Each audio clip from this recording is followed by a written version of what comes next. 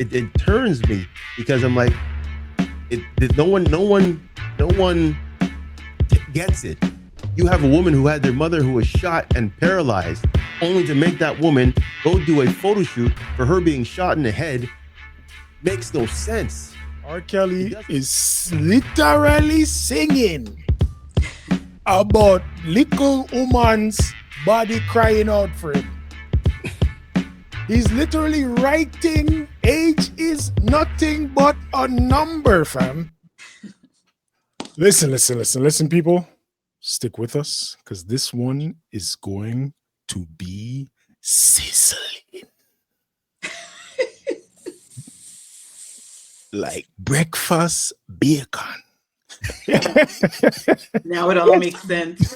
Darkness with a ginger. No, yes. So you guys know. I was telling Tokes on the last episode. I've been watching these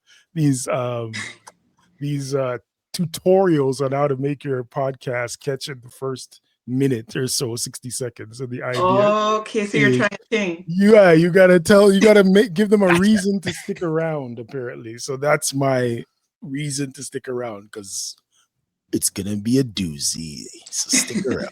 So yeah, Darkness with a Ginger Hue. We are back at it like I'm supposed to change that, aren't I? That was the homework. Yeah, I failed the class again. I didn't graduate, so it doesn't matter. But we're back at it anyway. We here, yours true Slang Hugh, with my co-host and cohort. As you can tell, I don't do this often, but Tokes is in the building. What's going on? Your boy Sir Tokes is in the building. How is everyone doing? Very good. Not bad at all. Wonderful. And we also got the lady with the cheetah print hat. Directly from Cheetah Girls. Yes. Like Raven Simone. Oh. One and only LT, what it is. What's up, guys? And I'm always happy to see you guys. So what's up? Indeed. I think we got somebody joining us later, but we'll get to that point. When we get to that point, we get to that bridge, we will cross it.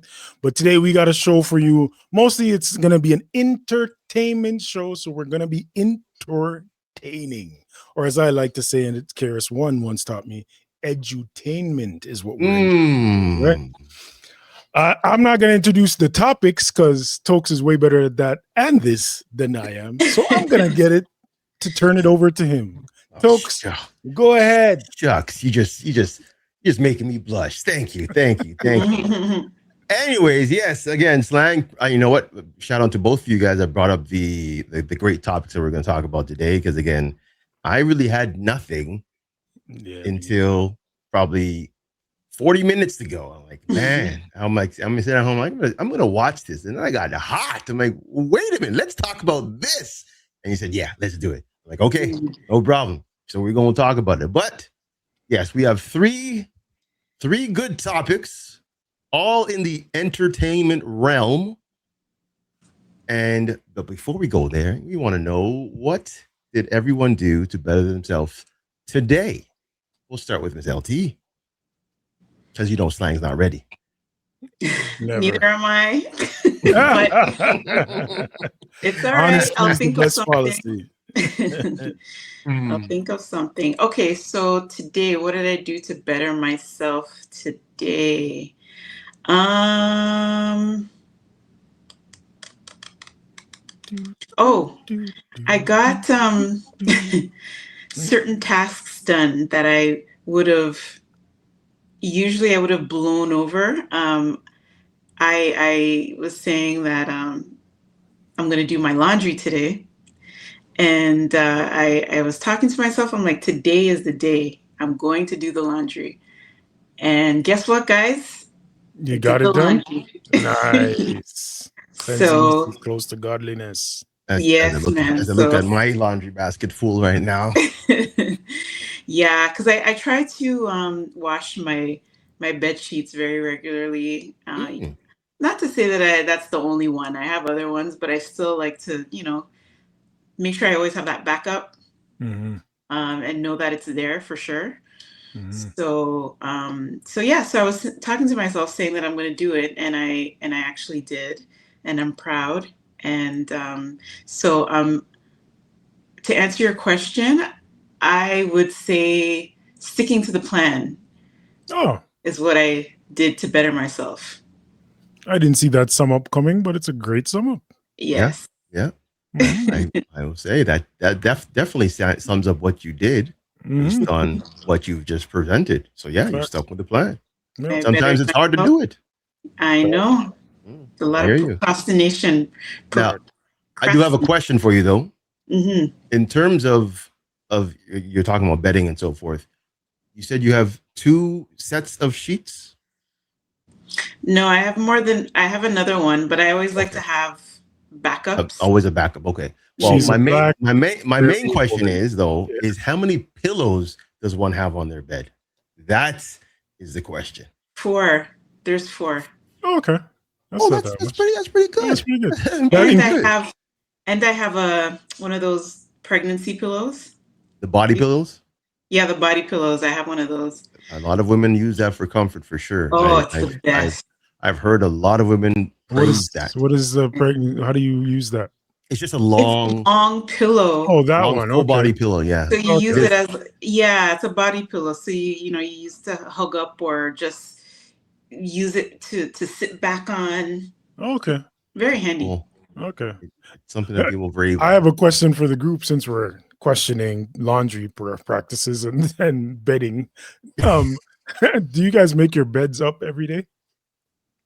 To be honest, not every day. Not every day. I barely make my bed up. No. Here's the thing though. But not I like every to day. practice. Yeah, I would like to practice doing it because it shows, like you said, completing that task and getting through that, that moment. Just it's one other thing that you have completed before you started your day. So that's something I think everybody should try to practice to do. It's just an accomplishment. That's all. Oh, I made my bed. Oh, or some people have a workout, You see, maybe it's my Virgo mind, and what you said makes sense to me, but at the same time, I look at it as a waste of time because you're going right back in that bed in the night and unmaking it. So you're gonna make it, unmake it, make it, unmake it. That doesn't make sense. What my mom used to say is, when you go on a trip or whatever, or you just leave the house and you come back and you just want to come back and you open the door and you see like a fresh house or whatever. Yeah. So my mom would say, because she would always get on me with spreading my bed.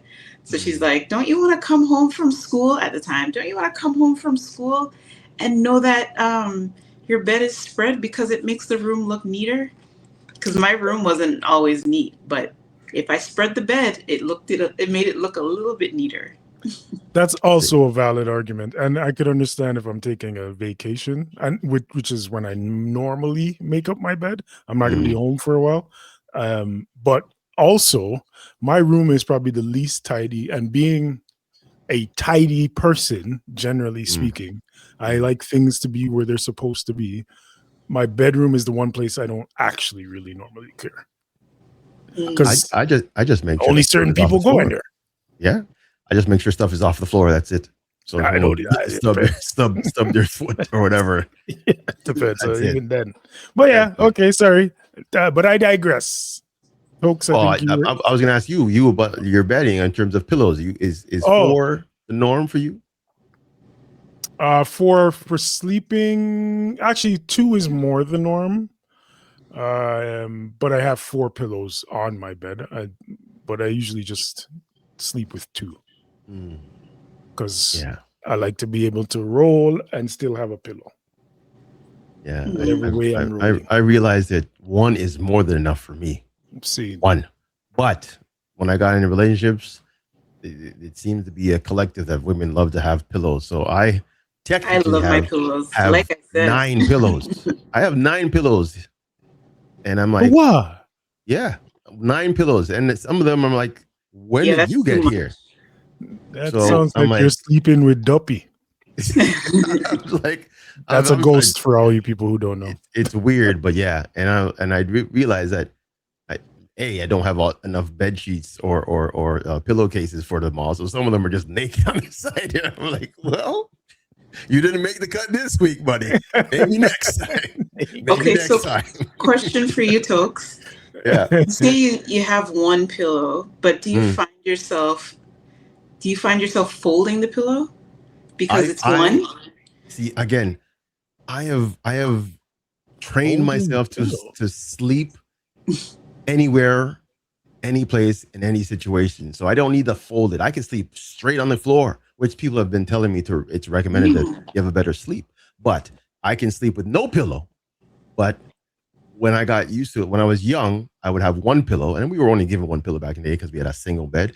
And maybe middle of the night, I'd flip the pillow to get the cold stuff back. That's about it. One pillow, no fold, and that's it. I just flip it if I need to. Because sometimes it's just too flat, and you gotta like angle it, and like it's too high. And the arch that really bothers me. It really, I mean, to a point where you just feel uncomfortable. But the flat pillow, oh yeah, I'm a flat pillow guy. I don't know about sleeping on the floor part, but I like flat pillows. Well, people say again, it helps you balance, rebalance yourself. I guess in terms of the spine and whatnot. Over time, everything falls into place because we're getting spoiled with comfort, and it's covering things that the imperfections of your body. Whereas if you put it on the flat ground, it will sink. Because again, your body, when you go to a sleeping state, everything just is pretty much dead weight. So everything will realign itself when it comes to sleeping. So I'm like, okay, I might try that. So again, something to think about again. But again, I have heard one because a friend of mine recently had to do this, not by choice, sleep on the floor. And what was told to me is that you don't realize how much muscles you have to use to basically brace yourself or to keep yourself comfortable while laying on the floor, which to your point makes sense to the alignment. But what they said is that it also made them wake up sore because it's a sleep of constant tensing the muscle, which you don't realize that you're doing. The bed takes that away. Exactly. Yeah. Interesting. But yes, back to the your turn because I'm still not ready. Back to you. With me, it was really jumping into a certain person's live and just talking, just hanging out, and connecting with new people. I'm at a point where, you know what, it's good to know more people, and get a different perspective. And that's what I've been doing since actually joining LT's live. I've been, I wouldn't say obsessed, but very, very keen on seeing other people and other perspectives. So, because again, I've only been used to mine, and people always think that I always think I'm right, which is not true. But I will definitely defend my views with a fault, I should say. So now me sitting back and watching how people act, react, interact is making me get more in tune with myself. And also connect with other people. So that's what I like doing now. I've been obsessed with it for the last, 2, 3, maybe 4 weeks now. So yeah, that's what I did. I like connecting with new people. Expanding your horizon, so to speak. So for me, what I did today, well, actually, I woke up early. So I'm going to go with saying that I went to the gym because I really didn't feel like it. That's why, to what LT was saying, I completed a task I didn't feel like doing today because I woke up super earlier than I wanted to, didn't get the sleep that I wanted to, but it was a good workout regardless and I recorded this. I don't know if you guys ever experienced this, being tired, not wanting to work out, but then you actually have a better workout than when you felt like going and you felt awake. So that's where I was today. Like I didn't feel the fatigue as much. Maybe taking the time because I'm more sluggish in motion and being more diligent about position and form and all that. We got one more coming on and join us right now. Oh, just in time. Just in time. Yes. Just in time to be on the spot. Yes. Oh, Alita. boy. our new Please special don't put me on the spot. here, our new and famous TikTok live personality. Why don't you introduce I wouldn't yourself? say that. Introduce yourself, Mayor, by all means. Go ahead, Hi introduce guys, yourself. my name is Alita. From New Jersey. Like, what do you want me to share? Yeah, I'm a mom and I'm a real estate agent and a yoga instructor. And yeah, thank you for having me. All these stuffs. Wonderful. Yeah, she was a Jill of all trades. Yeah. Mm. Yeah. That's right. Definitely. Jill of all trades. There you go. Okay, we were just starting off, and we wanted to ask you, well, everybody, what have you done today to better yourself for today? I meditated. Beautiful. Meditated. I like that. Yeah. Beautiful. Sometimes you just need to I'm do a firm believer in prayer is for talking to God. Meditation is for listening. it. That's an interesting way to put it. I always look Wow. at them as very similar things, but I like the. Look, I gotta give her applause for that one. Thanks. I've never heard it that way, but yeah, that sounds really good. Sounds you really good. listen, or you know. I got you. Okay. Well, let's get into the juicy topics for today. The first topic, and shout out to the folks here. We got the R&B artist. Would I say R&B? I guess we can call him R&B. R&B artist Jack. Is it Jack or Jake? It's Jack. It's Jack. It is Jack. It is Jack. See, I thought so. I'm looking at it. I'm like, I spelled it wrong, but that's all right. It's a thing. But Jack Harlow had a recent interview on a show, and I'm going to pull up the clip so we can watch it. And I want your opinion on what he has stated in it. White rappers are afforded more freedom to change their genre. True or false? I might have to think about that. I'd like to hear your answer to Joe's question, but also then talk about what I feel is like the radical twist of what you have chosen. Well, I'll piggyback off what John's saying. John's saying you didn't retreat into a whiter genre. In fact, you arguably went deeper into I got blacker. Black music. Yeah. deeper into blackness. Yeah. So was that conscious? Was that a little twist on the typical move that white rappers make, which is to retreat back into traditionally white sounds? It certainly made what I already wanted to do even more appealing. Mm-hmm. Absolutely. Because you like pushing that boundary, that line? I think I love black music. I love the sound of black Who music. among us? Yeah, I it's love the sound of black music. Yeah. And of course, I'm hyper aware of the politics of today, that safer landing spot that a lot of my white contemporaries have found. And of course, it appealed to me to do something that I felt like at a time when there's plenty of people expecting me to take some of the routes y'all are taking. Yep. To take the route that not only might not be expected, but is also the one I genuinely want to take. So all the stars aligned in that way for me, to be honest. I'm not going to pretend like what you're talking about. I was like, I guess you're right. I knew that there were multiple things appealing about this route, but I also came to the decision, I'm proud to say, off of what feels good in my ear. All right, there you have it, folks. Well, Mr. Jack Harlow is saying he got more blacker when making his music. What is your take on this? We'll start with Slang because he is the concept artist here, producer, musician, and all that. I wanted to react off everybody else, but that's okay. I can go after you if you want. You want after me? You said whatever you want. I can go first if you want. Okay, you guys go ahead then. Okay, well, with me, I see two sides to this, and I'll start with the good side. The good side is that he is acknowledging and appreciating, the whole that Black music has done for not only himself, but the genre in a whole for everybody. You know, how everybody respects it more so than it was respected back in the day. Now, the flip side is that now he's using that tool as a white man to exploit and make money off it. Now, is he in the wrong for doing it? I say no.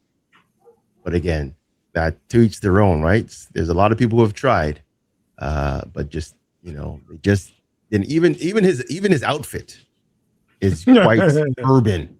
It's quite urban. He had the extra large pants, the I guess it was a turtleneck sweater, zip up sweater. He got the 2 earrings. He's just chill. So again, he is fully engulfed in the urban culture. So again, I'm not mad at him as long as he, respects where he's getting it from. More power to you. But again, we all see that there's both sides. There's a respect thing. There's also the exploit thing. So again, who wants to chime in next? I could chime in. Mm-hmm.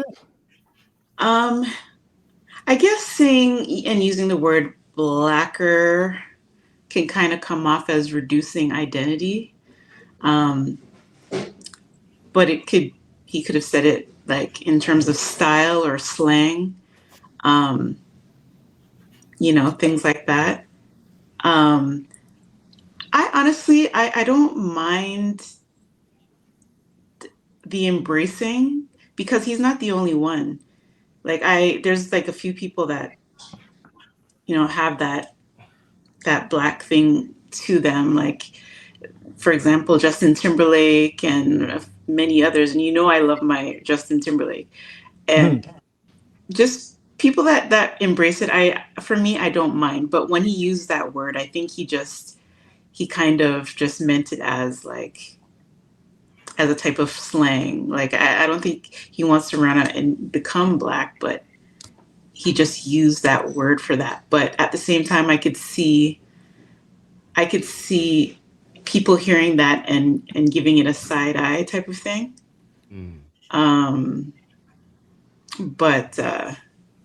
But yeah, I don't really think it's too much of a big thing. Okay.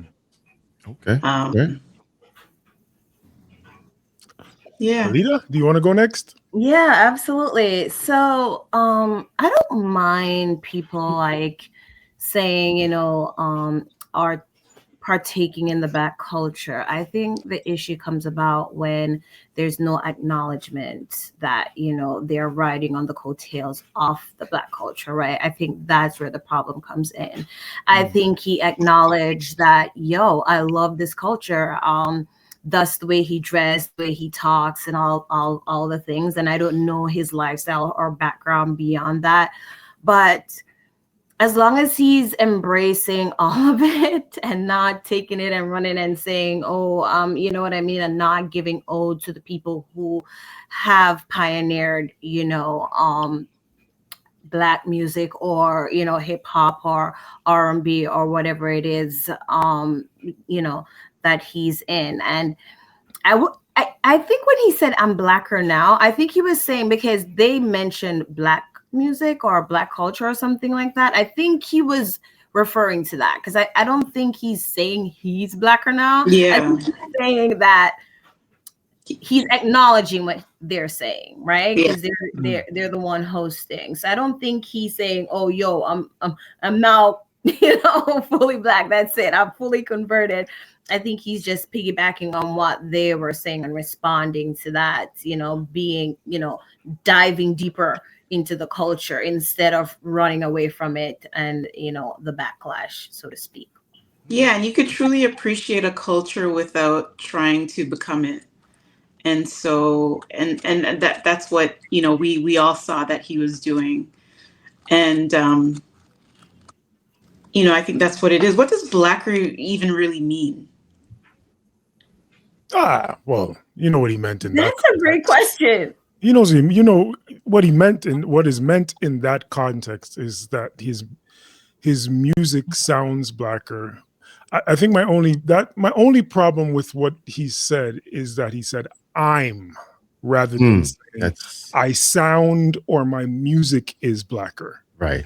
That would be different for me. That would have been totally fine. But when he said when he's referring to I'm, that means me. And Like, Yeah, that's himself becoming blacker, not his music, not his sound, not his art. And that's where the controversy kind of comes in. But go ahead. But do you think, because he used the word "I'm," like he was trying to sound like he technically is blacker? That's what it comes Because down to. because even if he said "I'm," I still think he meant like. But this is what I'm saying. It gets left up to interpretation at best. Right. At worst, he personified it and not referring it to his art or his creation. He said, me, I'm getting this. So that's like me eating spaghetti and somebody saying, oh, hey, so you're eating spaghetti now. So you're dabbling in Italian. And I go, yeah, I'm more Italian now. Right? I'm not more Italian. I'm eating more Italian, maybe, but I am definitely not more Italian. So for me, that's the only real issue I have with his particular statement. Now, here comes the other issues in general. Wait, before you go with that issue in terms of what he said, my real question is, what if he changed the word from "I'm blacker" to "I'm more soulful" now? Would that have? Yes, that would have been fine too. Okay, I just want to make sure. Okay, that would have been fine too. Okay, and that's to even to Latanya's point. Him saying "I'm blacker" is what makes it controversial, a racial thing and a controversial thing. If he said soulful, it's an art thing, and then there's no like, okay, so you're trying to be black. No, you're not. You're just trying to be more soulful. We're fine with Remy Shand. We're fine with oh my gosh, how did I just forget his name? Oh my gosh, how did I just forget his name? Artist? Yeah. R&B? Okay, yeah. B. What's his name? John B. John B. Like, we're fine with these guys. We're fine with Hall and Oates. We're fine with these guys doing the music per se, and like you guys said, as long as they're paying homage. When it becomes not fine, and this is also where Jack Harlow dabbles on the line for me, is when they use it to get to a space, and then later on they're doing country and rock, aka Kid Rock, aka Post Malone. I won't even throw Pink in there, but Pink. I was gonna say throw Pink in there, damn it. The reason why I don't throw Pink in there is because Pink actually openly said she didn't even want to do that in the first place. It's her label, L.A. Reid, that made her do that stuff. So I'll take Pink out of it, but we did put her in there at one point. Alanis Morissette is in there. Really? Oh, hell, you remember Alanis Morissette's first single was very R&B pop. Yeah, I know. What was her first single? Never too hot, never too cold. I've never heard that song a day in my life. You know what? I only know a Jack Double Pill. I only know that. That leads exactly to my point. You never heard it because it didn't make her popular. So she switched and went to Jagged Pill route and blew up. Jagged Pill was amazing. Yeah, that was a great. 100%. That's where she should have went. So that's where he toes the line. Perhaps, I mean, the appreciation takes it back, but sometimes these guys do the Elvis impression where they use the music, they use the sound to get ahead, and then they leave us in the dust after they've gotten ahead. Wait, I don't think it's like leaving us in the dust. Not yet. Wait. Why do you consider that leaving us in the dust when they decide to move on to another genre? Like, Post Malone literally said that hip hop is the easiest music you can make. It's not actually creative music after being a rapper. Who said that? Post Malone. And then went into country music. Elvis Presley used everything that he got from a black woman. Stole it, not used, stole it, and then went into rock and roll and became the king of rock, right? So again, we do get left behind because that person will never get credit. Not a dime will be going to her name. That too. Now, also, Jack Harlow, where he wins, is most of the people he collaborated with, writing, production-wise, are black. They on the payroll. I also give him credit that he did stay with the people and got them paid, which I'll get to that afterwards as well, which is a positive, but I'll get to that too. Maybe it's just one of those I should have kept this to myself type of moments. I should have just kept I think it in so my too. head. There's so many points. There's so many sides to this thing for me. So do you think that's going to affect his following? Do you think that's going to affect him negatively moving forward because of what he said? It never affects them negatively because they don't care about what we think. We help promote them. In fact, what we're doing right now is helping promote his album. And I think that's part of why he did what he did, is to help promote his album. On top of that, there is a theory, the album is called Monica. There is a theory that he called the album Monica as a joke, or as a point, what's the word I'm looking, as a play on words, because there's a comedian who did a comedy sketch about saying that he has these black friends and he always thought that they were calling him Monica because he's not from America. He's Russian, I think he's Russian. He always thought they were calling him Monica when they really were saying Martin. So there is a theory that connects those things together. I'm hoping that's not true, but there is a theory that deserves that. Yeah, I hope that's not what he's doing, and I can't accuse him of that because he never said that. Here's the thing: he's going to deny it, though. And Anyone, he's definitely going to deny it. What I'm taking from this, I think he was just a bad PR. No one trained him how to do an interview, I think, or he did it on purpose.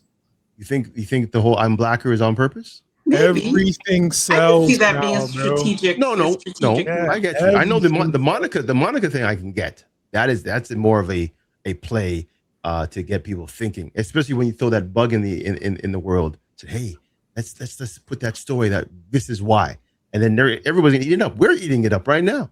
But I do believe that him saying what he said in that interview, he was just off the cuff. I don't think anybody trained him to say, hey, these questions might come. Get ready. You got to be politically correct, because again, I'm blacker now is not a political correct type of answer, especially in this day and age. So I do believe someone dropped the ball in preparing him for that interview, because he's getting interviewed by two white men. Yeah, right? But it doesn't mean, again, I can't accuse him of it, but I was totally within the realm of this day and age where clickbait rules the world, and clickbait is great promotion. That I won't even say he's instructed. Maybe it's his idea, but it's very possible that just, hey man, lean into this whole I'm black thing. You're a white guy saying you're black. It's going to cause controversy and bring more attention to your album. And it could just be a lightning in a bottle situation where he just happened to say it and it just happens to work with everything else. That's also very possible. The last point I have, or not the last point because I do have a lot, but the last thing negatively that I would state for this whole thing is I'm not the greatest fan of us championing, yeah, white people or anybody who dabbles in our culture just because they're dabbling in our culture, because we do not seem to celebrate when we ourselves do it the same way. It's like this whole it's an anomaly when the white guy does the African dance, or the white woman can really sing soulful music, whereas our own people who can do that stuff don't get the same, wow, this is amazing. I'm not a big fan of it. Do I understand it? Because it's an outlier in a lot of situations, and we're surprised that they could do it. Yes, but I am not a fan of the fact that we seem to hold up this banner and throw streamers anytime the Asian guy could do a Running Man or breakdance. I'm not a big fan of that idea, because our people are usually way better at it and way more talented with it, and they don't get the same recognition. And that goes again to the point of they'll do this thing because they kind of know we are the cultural setters. We are the cool setters. We're the ones that say what is cool, especially in North America, and what is good to, or what's entertaining to do. So they appease to us, or what's the word I'm looking for? They placate Yeah, pander to us. pander. We jump on the train real quick. Yeah, go. Look at this guy. He's one of the cool ones. And the moment that he gets that, he's out and looks back at it like, well, I'm doing country music now. Vote for Trump. Here's okay. Go ahead. LT. I'm gonna make mine short and quick. I think I see what you're saying, but I feel like they get the wows and the applauses because we don't expect them to know it. So when they actually do it, it's like you took the time to learn it and to do it not just to get the applause, but because you wanted to learn it. So once people know and you see that white lady doing an African dance or whatever, you're just like, whoa, like she actually took the time to learn the moves. So like you took time to learn your culture. Yes, you go girl, type of thing. That's so what I think. I agree and with on you. the other coin of that, because I know you mentioned where we don't celebrate each other, and I feel like we absolutely do celebrate each other, but I think we're so used to us being amazing at things that it's just normal for a Black person to be great. You know what I mean? We're just naturally born great. So when we see them doing this, we're like, oh, okay, you guys don't have 2 left feet. Okay, this is wonderful. I totally Sorry, guys. I totally agree. Both LT and Alita there, because again, when you're saying, oh, these folks here that are doing things that are not known to them, and they get in all the streamers and all the praise and everything, and when an actual person of color is doing it, they're like, okay, it's because they know they can do it. It's been known they do it. It's common knowledge for a person to be soulful that has that voice.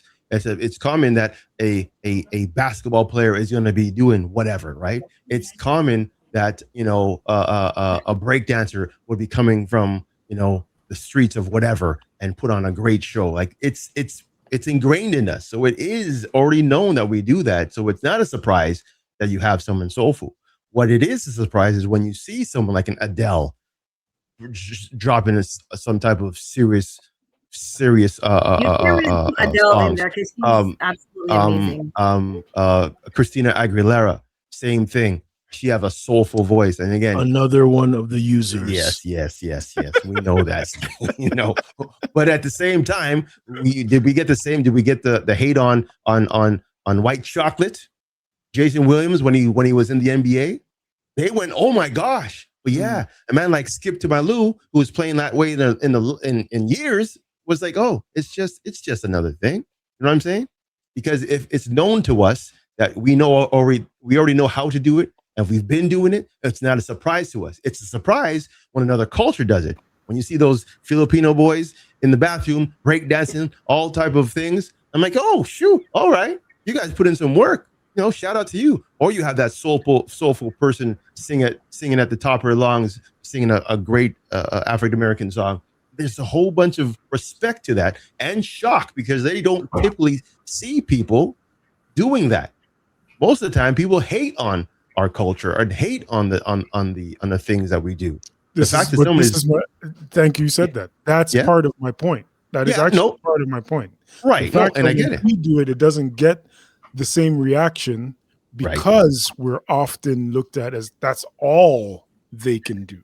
Right. We don't get, and in reverse, do we get that celebration when we do their culture? Yes, I believe not as much. I think on our part, because there's this girl that she does Mexican line dancing, and she is like boss at it.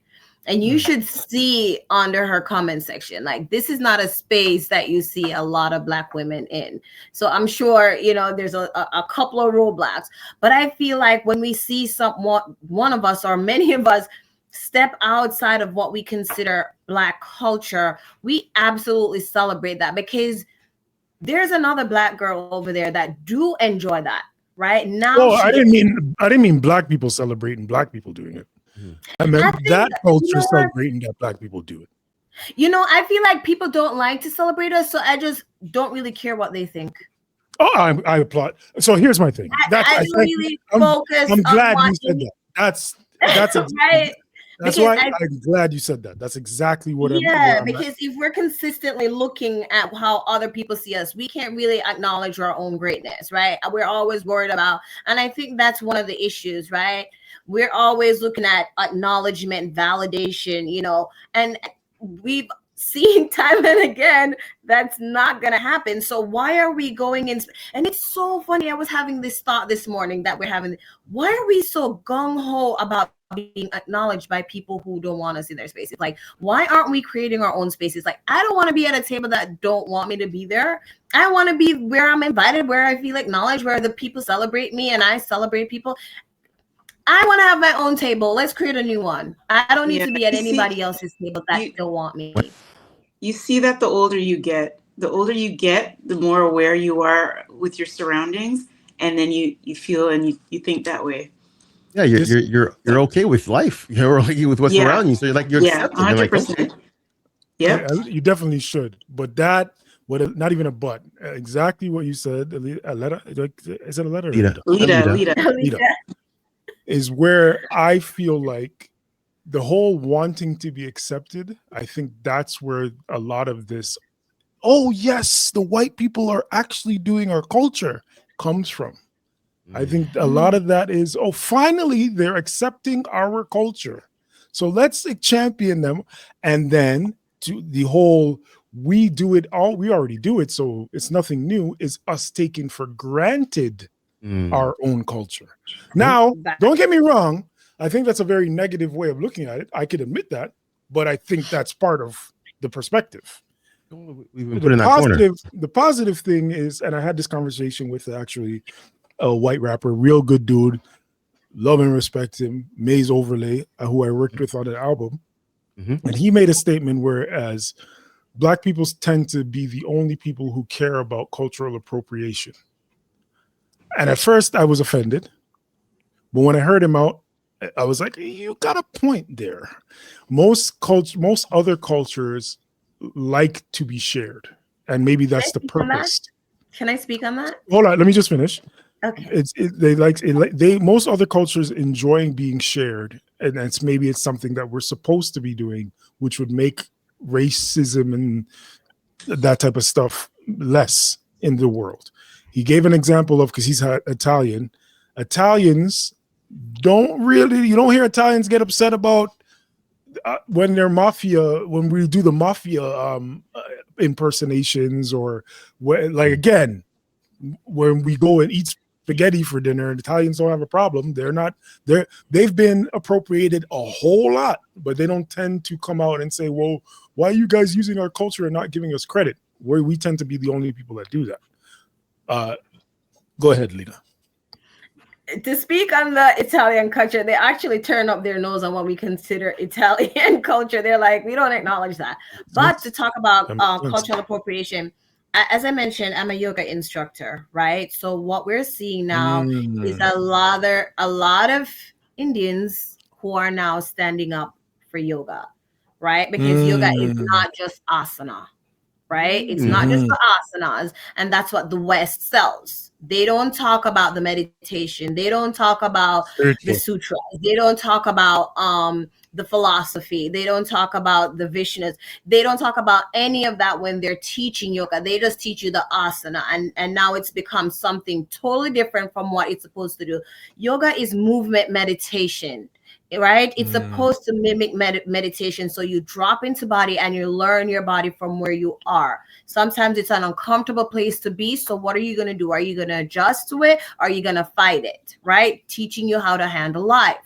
And what you see across Instagram is just the South Asians are like, no, this is not what yoga is. Stop with the cultural appropriation. And they're trying to take back their culture, which I absolutely think is amazing, because we've gone left when it comes to yoga. Right. And also,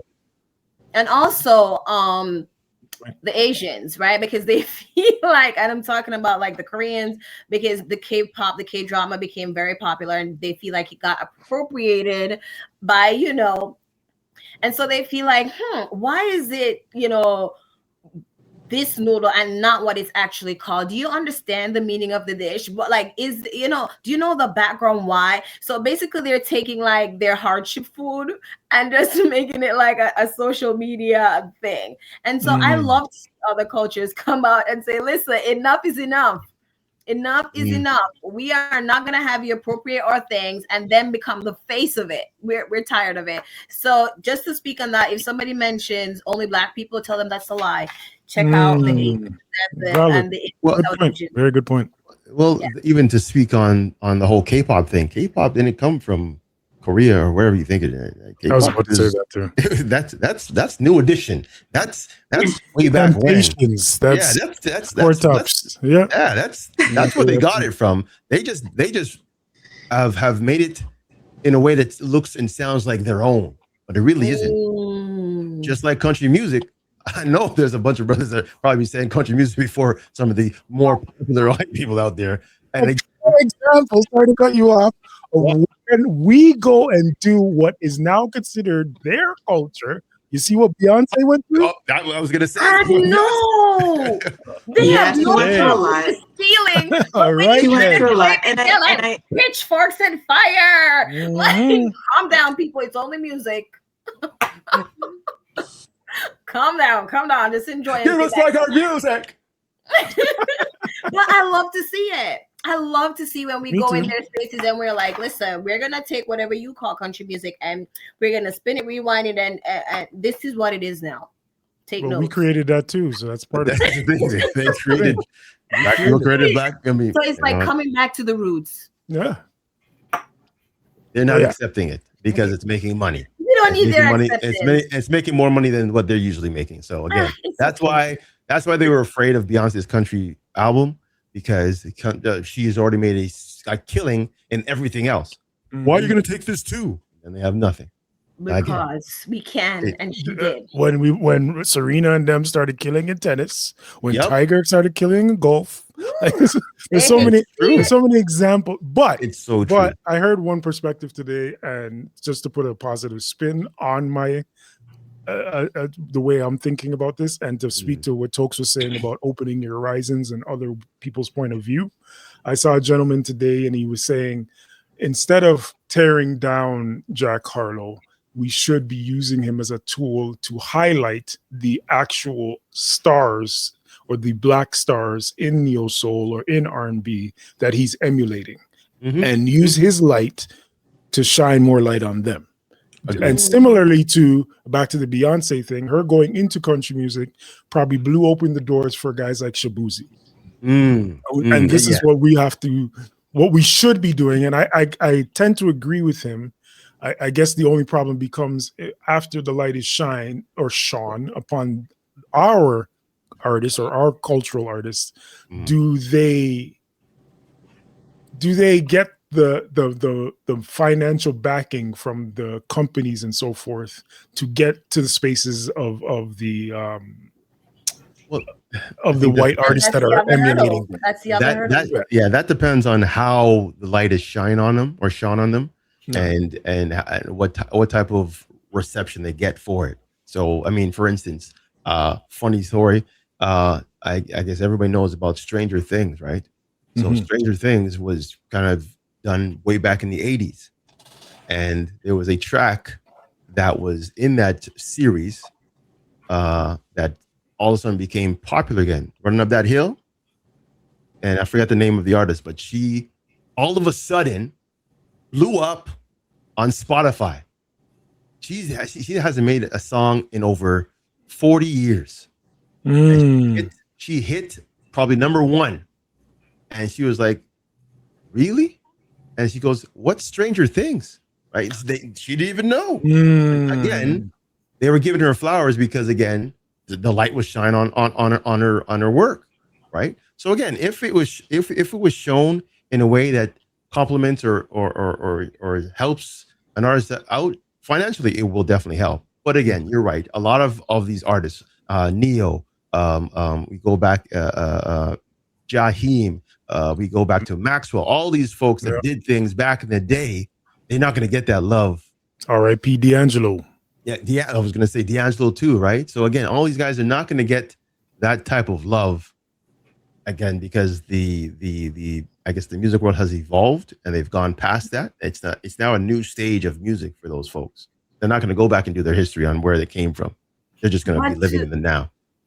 But to hit on what you were saying before, this lady was from the 80s, right? Yes. Nobody remember who she was. Then all of a sudden she became popular. We don't know what the future looked like. And I feel like one of the things about social media, it's made the world so small, right? So once you get this person get the song, it just becomes, as long as somebody see the traction in it, it just snowball effect becomes very popular, right? As we can see on TikTok. So even though right now they're not on the tongues of the kids, so to speak, who knows what the future will look like? Who knows what's the next big viral moment for these stars, right? So we just have to wait and see, because I feel like now more than ever, regular people like you and me, before it was music execs, right? Because they had most of the power. It's up to us to make these things go viral, right? The power is somewhat in our hand. And if we are able to support these artists from the ground, it's like a snowball effect, right? One minute they're here, somebody hears, whoa, this is crazy. Next thing you know, it's like, wait, how did I become so popular? What is it? Yeah, you're right, for sure. I definitely agree with that. Okay, all right. We set the trends. Yes, the trend. Yeah. Let's switch it up here. Let's switch it up here. Again, we have a lot. Again, in the comments, you can definitely add on to it if you need to, by all means, because this is a topic that's going to be discussed until the end of time. Trust me. Moving on, we got. I think this is a great topic to talk about. For those who don't know what ANTM is, it's called the acronym for America's Next Top Model. And I today watched that documentary. Now I know Slang, and I think LT, you've watched it already. I haven't seen the documentary. Netflix one, not the other one, not the Crave. Is that out? The Crave one is out?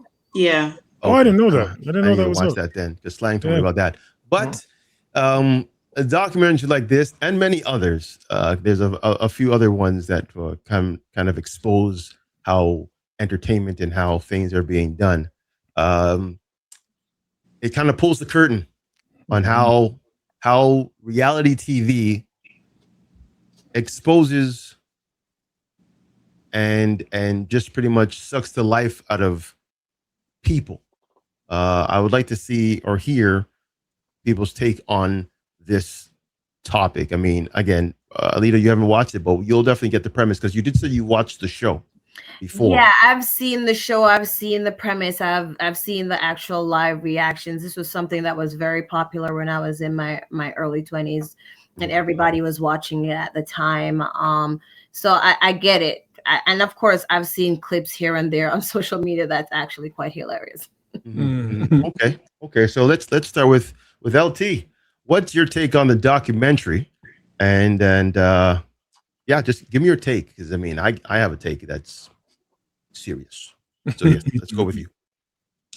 Yeah, I've been watching it for years. That show, since it started, and at that time, Leah, I don't know if you know, I guess, with all of us watching TV and stuff, we know at that time, that was a time that in the 2000s, early 2000s, it was crazy. And they just want to have a show that people can come back to and they could use as entertainment. I thought that show was really good at the time.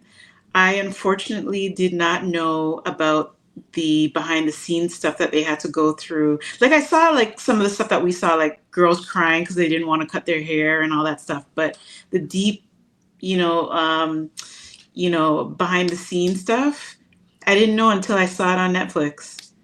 And to me, it was crazy, like that they had to go through that, and to know the reasoning of it, just to do it just because, like, you just want the viewers to come back, and you want, no matter what, you're going to do whatever it takes to have that type of entertainment. it was crazy. Like some of them, I think one of them said that her mother got shot or died, and she told Paralyzed, Tyra actually. that.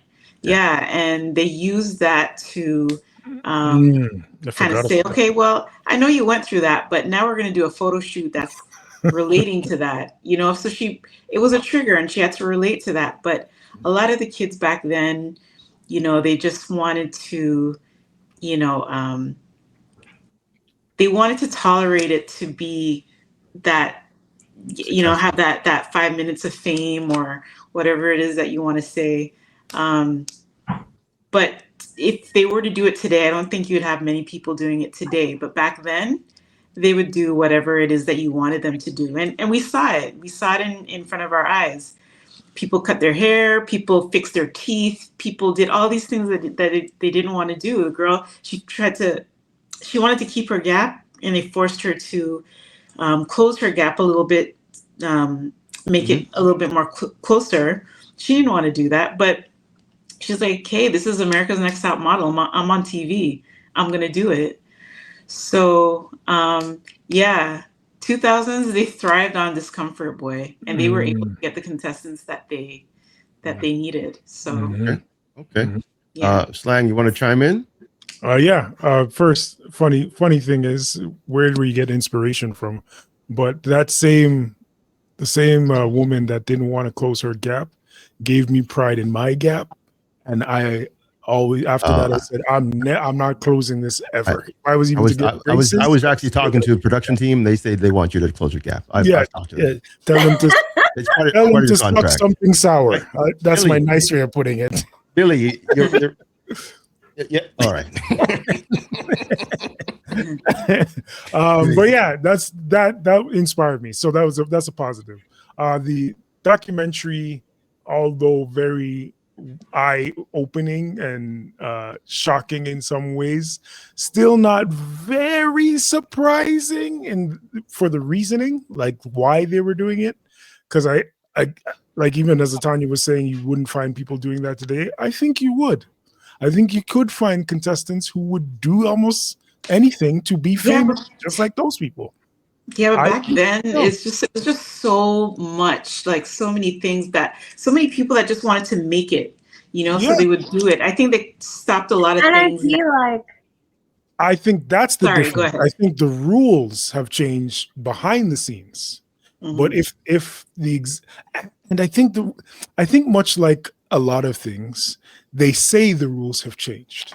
So generally, yes, most people won't have to do these things, but there are still pushing the boundary and pushing the line of those rules. I think still exists. And we're going to find out there's going to be a documentary on Survivor when that's done, how they did some stuff that was wild. Big Brother. I think they do this all the time to push the line of what is acceptable. So I do think the rules have changed to protect the cast and the people that want to be on these shows, but I don't think it changed. People will do anything to be famous. Look at social media. Look what people do on social media just to get clicks and likes for no money. No. Now they're doing it for money now. Or they're trying. I'm not talking about the money. people that exactly, not the people that do get paid. The people that are trying to get paid do some wild stuff to try to get paid. They'll use their children. They'll put their marriage in jeopardy, their friendships. They'll use their old mothers and fathers to make fun of, play pranks on strangers with guns, fake guns, risk their lives. So I'm saying, if people are still doing that for no money, what are they going to do to get on TV? I think that's still possible. But yeah, other than that, it was a really good watch. The documentary was a really good watch. Me personally, Tyra Banks is kind of in the same realm of Gabrielle Union for me. I don't really like them, never really did. They just give me a vibe that I just say. So Tyra's mean girls, right? Yeah, they don't. She actually admitted that the other day, Gabrielle. She admitted that she was a mean girl. Yeah, man, they don't surprise me. They don't surprise me. That doesn't. Okay, you don't mind if I chime in? You'll mind? I despise reality TV. I've said it multiple times. I've been on reality TV. So I've seen the behind the scenes. And I'm like, this boils me up a bit because there are scenes or situations that they knew about and still put on the air, not protecting their contestants, not protecting their contestants' families and so forth, only for ratings, i.e., clicks, right? Because that's what sells. Not realizing that this can affect them long term, right? And for what LT says, how this wouldn't happen or this wouldn't continue now, it's still happening now. We have Love is Blind. We have The Bachelor. We have The Bachelorette. We have all these shows that have spun off based on what that blueprint has done. And it's getting worse and worse right now. But it was crazier back then. Like the girl was getting raped or something and they showed that. I don't think they would have showed that now. That's a fact. I agree with that. No, hold on. Yeah, Don't get it twisted. They will show that in the behind the scenes aftermath, whatever. They'll save it for whatever, or they'll send it off on a DVD or a special, whatever. They always record the stuff. That's the thing. No matter what, the cameras are always rolling. Whether they put it out there at the beginning or put it on after the fact, they'll save it for the juicy story. Because when they have their big brother or their reunions, a lot of stuff that didn't make the tape, they'll say, "Hey, we heard this," and they'll throw it out. And then you're like, because they want that shock and awe. They want but I don't think they would put rape out there, quote unquote rape, quote unquote, because that's okay. That true. situation Now, particularly was it might be viewed as rape today, but it wasn't viewed as rape at the time. Yes. Okay. So she was drunk and that she was taken advantage of. Yes, 100%. Right. But again, this brings me to a point where how people said they didn't know. Everybody on the show knows what's going on, except the contestants. I mean, from Tyra to the executive producers to the judges, everybody knows what's going on. It ruins your moral compass when you see stuff on, and then all of a sudden, hey, well, I knew, but I didn't. You could have said something. Whether you lose your job or not, you should have said something, right? Mm-hmm. So you let a woman, go through that. Even the contestants, they could have said something.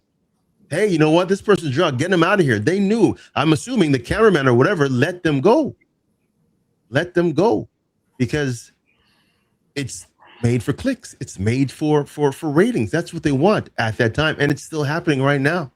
It is still happening right now, and it's sickening right now. And it turns me because I'm like, no one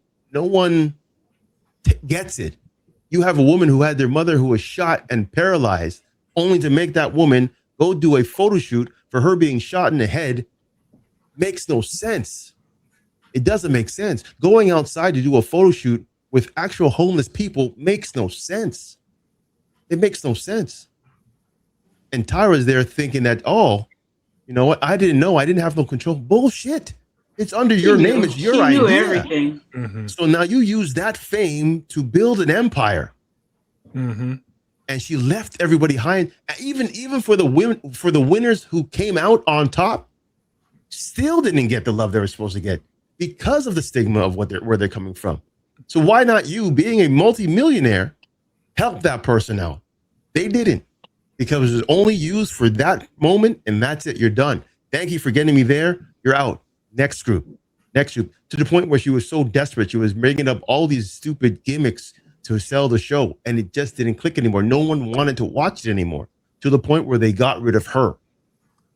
And it just boils me, man, because a lot of people are still falling for this crap.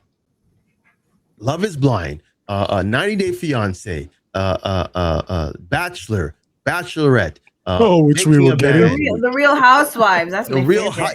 All this drama. That's all this stuff is what people are obsessed with. So they're going to put it on TV and make you watch it, and it sucks. No real. I bring back sitcoms, man. Forget reality TV. I heard a quote today, and it stuck by me. But I realize it might not be for everybody. It's like, if you are going through stuff, and you want to live your life, don't put it out there for everybody. Don't expose yourself to that. Why put it on social media? Like Slang was saying, all these stupid gags and stuff they're doing it. Why are you doing it for? Because there's people that will freaking kick your ass to the wrong prankster. I saw a man try to steal another man's phone, and that guy got ran down and got beat up. And he said, "Yo, you messed with the wrong person. You don't mess around with that." Right? So again, does somebody have to die before someone realizes this ain't fun? This ain't jokes anymore? That won't stop it. My question for everybody is simple. But is that the price of fame? Are these people signing up to be exploited because they want to be famous? And there should be an understanding that if you're giving your image and your likeness and you're giving the rights to these people to film you 24/7, they have the right to use everything that they're filming because you said, okay, I want to be on this show for the chance to be famous. Is that not a fair exchange? Well, I'm not saying I agree with it, yes or no, but I'm going to ask you guys, what do you think? I think 100% they want to do that for that reason. They feel like they could be that one needle in the haystack that will become famous if they sign their life away and do all these things to, and I think there's people that have even suffered and died being on certain types of reality TV. And because they don't want to look at the bigger picture and the real deal of what it is. They just think that they're going to get captured by someone, and that's why they decide to do it. I don't think it's worth it. But unfortunately people do. And,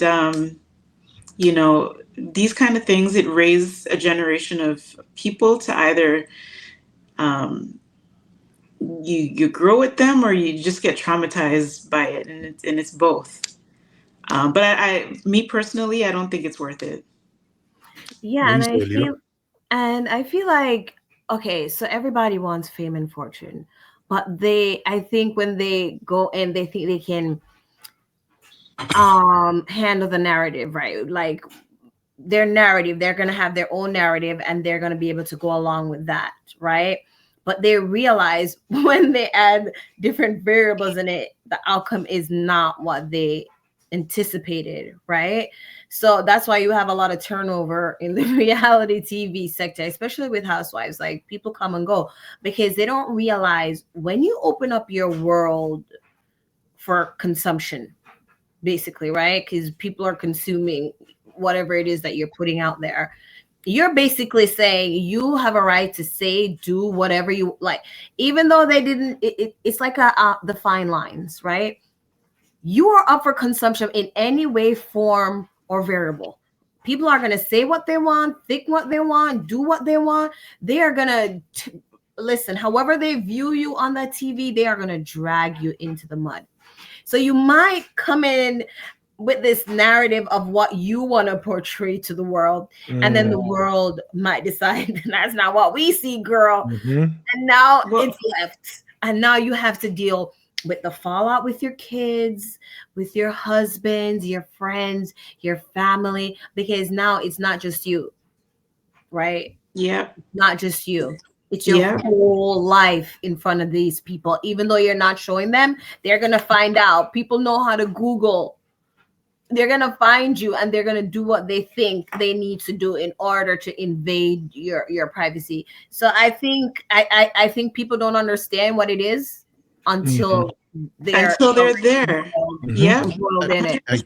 Sometimes it's not even until they're there. I don't know if you guys saw The Biggest Loser. That's on Netflix. Oh yeah, that documentary was wild. But that's another one that I did not know the behind the scenes was like that. Yeah. Okay, I'm going to check that one. The one where they lost, so they have to lose the weight. Yeah. Yes. I can just imagine. Come on. Here's the thing. Imagine the worst. Here's the thing. When it comes to Slang, to your question, this is all on the West, and I kid you not. Maybe because what we've been watching is different, because the shows that we've been enjoying, and that's Physical Asia, Physical 100, all these competitions, there is no drama per se in the actual production. Like, they're not trying to rile up the drama to sell. They're bringing out competition, honorable, respectable competition. I'll watch that type of reality TV every day, all day. But all these narratives and stories and gimmicks, you're just exposing people for what? Right? Some of these people won't live again after. Some people don't last. Some people go into a life of crime. Some people do weird things, and it's all because of what the network thinks is going to sell. That sucks. I do agree with you on one hand, that it being cultural and a very North American thing to create controversial and salacious television for people's entertainment. On the other hand, you are talking about a different type of show where it is a competitive sports related environment, so it's a little different. I don't disagree that the American version of that would be much different, and I've heard that for example, Love is Blind, I don't know, Germany is different than Love is Blind US, or Love is Blind UK is different than Love is Blind US because of the cultural differences. I can agree with that. But I do think, for example, the three of us watched Blue Therapy. I don't know if you watch Blue Therapy, Lita. It's another kind of reality show that's basically what it sounds like. It's a therapist speaking to couples about their relationship and what's wrong. Yeah, it's good. Should watch it. That's a UK-based thing, but that's still people putting their whole situations on TV for us to watch and view their entire, like, we got a guy on there who has no job and is still spending way too much money on 7 colognes. He looked like a damn fool, but he's up there. But that's the premise of it, though. Like, that's the reason why they're on the show. That's what I'm saying. The premise of the show is a part of the way it is. Right. But so it's hard to compare Physical 100 to something like no, but again, when it comes to Next Top Model, you're thinking modeling, you're thinking whatever. I'm not wanting to know about the people's family back home and you cheating on the next man. It doesn't make any sense. So yes, you're going on a therapy show. You're trying to solve a problem that you're having between 2 people, 3 people, whatever. We know that. You're going on a show of American Next Top Model because we want to see who's going to be the next big thing and how you're going to get there. The whole hot tub situation, the whole, disorders, the whole doing the Brazilian wax. I don't need to see that stuff, man. It didn't make any sense. I agree with that. Hold on. But what's reality TV supposed to be? It's supposed to mimic real life. Right. Yes. It's supposed to mimic real life, right? Do you want a trauma? But how are you going to know watching the show? No, because you have to be invested. This is how it works. You have to be attached emotionally to because you're gonna show me this, you're gonna show me that. My attention is gonna. There has to be layers, and we understand that emotions are the layers, right? Where we get attached to a certain character, we want to see them win at the end. That's the lore. True. That's the lore of reality TV.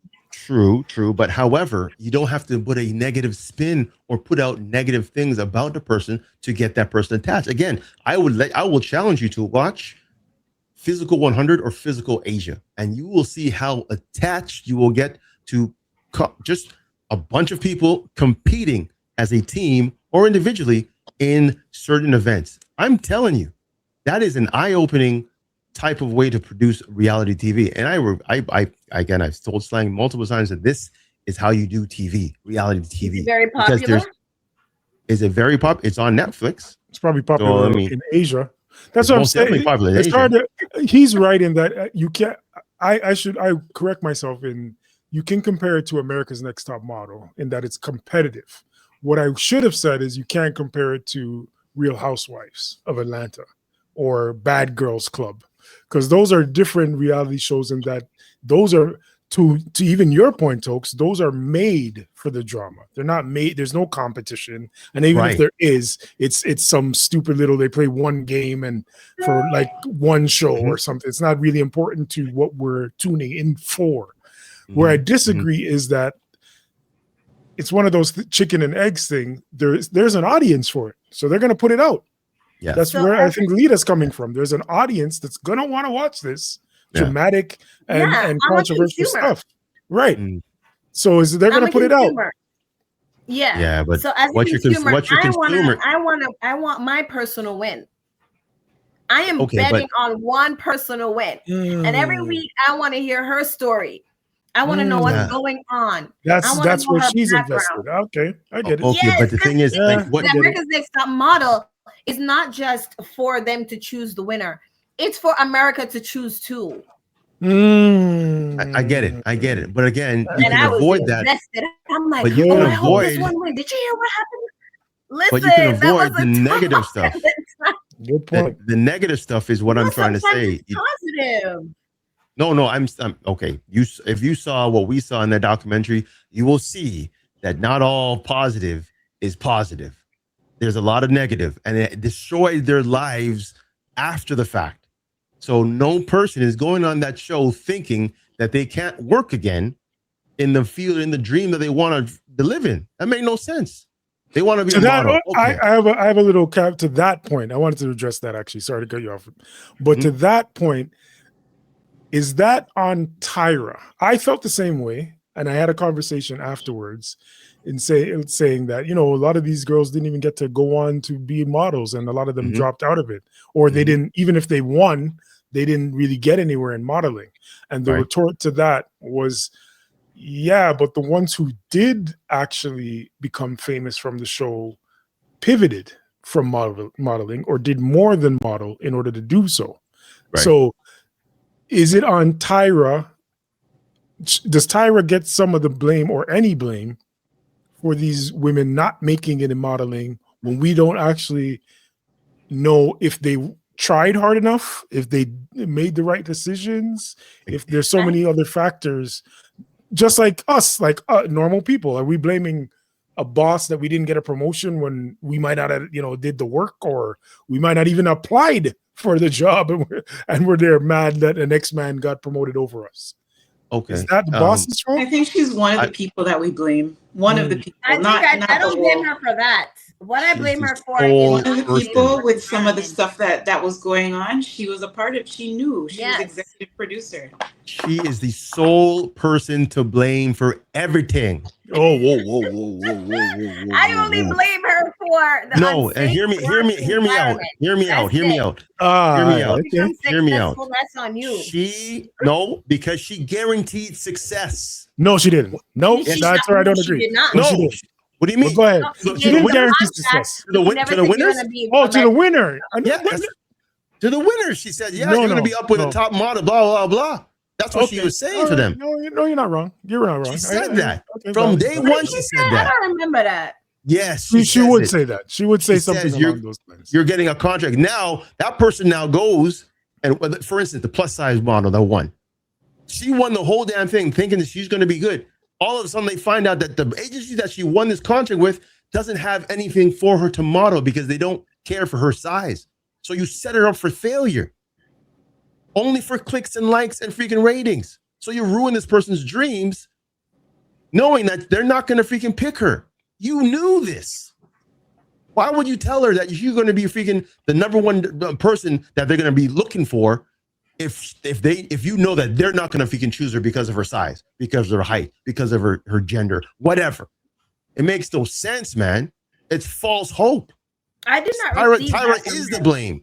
Tyra is the blame for that. It was her idea. She created this thing. But Tyra had a boss too that, no, it is her idea. If you are a person that is bringing something to the table and you say, yeah, let's run with it. And it works the first time. I said, okay. And it works the second time. Okay. And all of a sudden the boss says, well, we want to tweak this. Okay. You now turn to your team and say, this is what they want to do. As a person we talk about pivoting, you take that information, provide it to your team, say, hey, team, this is what they want to do. It's either you want to go with it or not. Most of them didn't want to go with what they're doing, but she said, you know what? We're going to go with it anyways because the boss says so. She had every opportunity to cancel that show 20 seasons before. Okay, I have a question. Yeah, but it's not. I have a It's not that question. Talk about that. I have a Because I'm a black question. woman. All right. Hold you. Go. Can you- What? can you Somebody just- go. ahead. Go ahead, LT. Go ahead. Let's hear what you have to say. No, I was just gonna ask Tokes Mhm. if what he thinks. Like, do you think that she was responsible for the firing of the two J's, or do you think that it really was her boss that said it, and so she thought, okay, it's either Okay, I get you them what or you're my saying. job. You're right. It was the bosses above her that wanted to turn and change the actual direction of the show.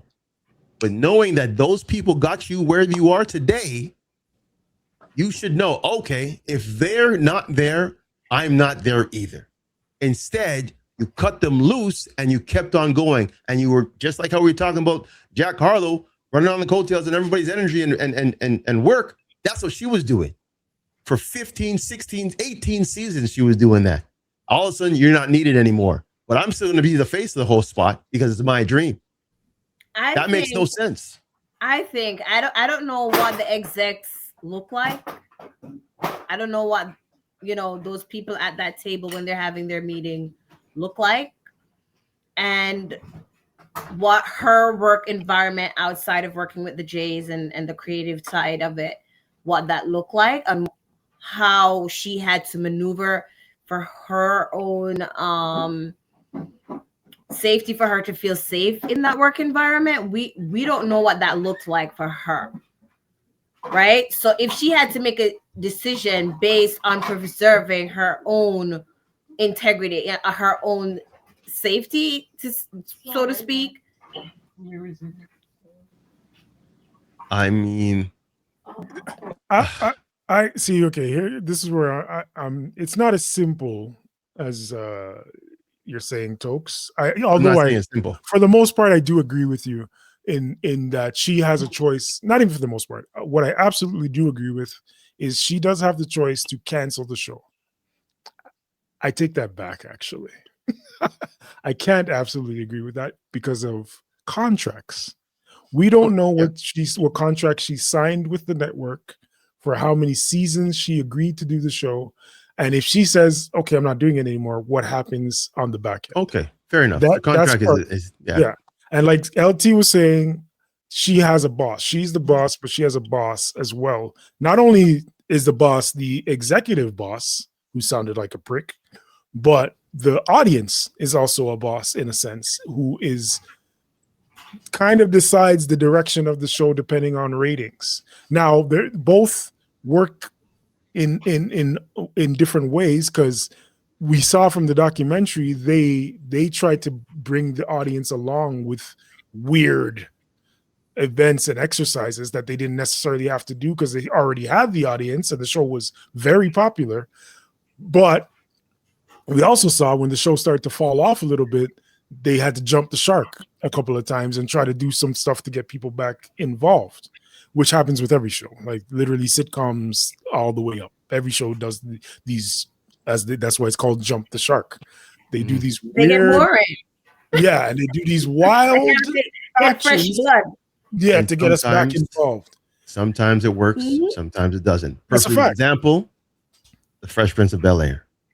Contract dispute with Vivian A. They turned her to light-skinned Vivian B. And it actually excelled. Even better, I believe, in terms of ratings. I don't know the numbers, but I know it still ran on for a good amount of time. So I get it, the jump to shark. I get it. But again, she created the show. If you're saying that her bosses are the people and the execs, I mean, you saw half of the stuff that she was throwing out there, from US versus the Brits, or from turning it from the girls to the guys to this and that. Like, these are all her ideas with her creative team. Again, I've sat in production meetings. I see the executive producer says everything. She just passes the ideas to the next person up to say, how does this sound? The people above, they don't know anything about TV. I'll tell you straight. The executive producers know everything. That's why when it comes to the end of the credits, executive producers, the first one they show when come credits, because they are the ones that make the show.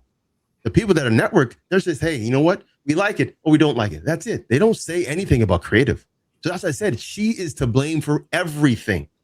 She has all that power. Now, if the ratings were tanking, she's now had to go in her bag and figure out what's next. What do we do? Right? But it just got silly.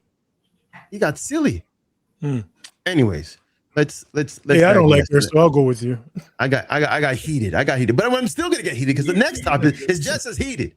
It's just as heated because we're still talking reality TV. And I don't know if you guys know about the Bachelorette. Bachelorette just got canceled because of Taylor. Yeah. Okay. Yes. Yeah. Mormon housewives. Someone loves this stuff. So this is why she's here, folks. All right. So this woman, crazy. The name is Taylor. Taylor something. What's her name? Taylor Frankie Paul or something like that. Yeah, something like that. Yes. Shout out to real Frankie Paul, by the way. But go ahead. So she was chosen to be the next contestant of The Bachelorette. And due to her 2023 domestic abuse charge, oh, it's from 2023? Yes, it was 2023. Wow. Okay. This is why I'm going to bring my point. Because of her 2023 charge for domestic abuse and child endangerment, they have now gone ahead and canceled that season. Now, they've already recorded the whole thing, I believe. Likely. I mean, you're canceling something that you put money into already because of you not doing your background check.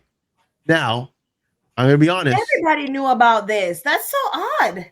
That's the thing. Because the that video was the came out. Of Mormons. Because of the video coming out now. If you go on TM, we weren't going to show myself and Slang. I've seen it, and I've watched Mormons. The right. So whatever it's just called, the Mormon housewives. Right. So just to put everybody in perspective, again, based on the seriousness of that, I wasn't going to. Myself and Slang just decided not to put it on here because again, it's not something you want to promote. Right. So that was a very, very harsh altercation with her and her now ex boyfriend, who was the father of her child. With her throwing chairs and stools and so forth and just hitting him and beating him to the point where a stool hit her child that was in the vicinity.